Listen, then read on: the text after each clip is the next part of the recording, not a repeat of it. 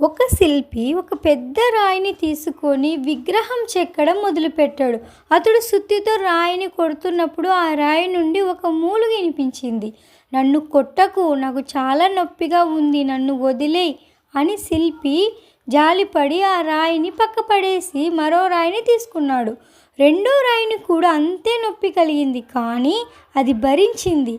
ఈ నొప్పి తాత్కాలికమే, దీని వెనుక ఒక అద్భుతమైన రూపం దాగి ఉంది అని తనని తాను ప్రోత్సహించుకుంది. కొన్నాళ్ళ తర్వాత ఆ రాయి ఒక అద్భుతమైన దేవత విగ్రహంగా మారింది. ఆ విగ్రహాన్ని ఒక గుడిలో ప్రతిష్ఠించారు. అందరూ దానికి పూజలు చేయడం మొదలుపెట్టారు. మరి మొదటి రాయి ఏమైంది?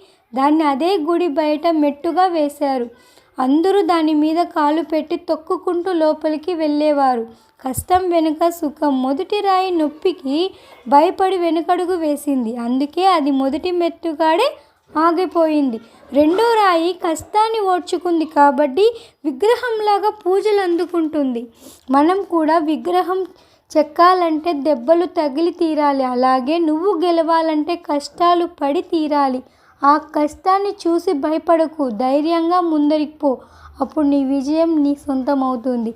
వీడియో నచ్చితే షేర్ చేయండి. ఇలాంటి వీడియోస్ కోసం నా పేజీ ఫాలో చేయండి. Thank you.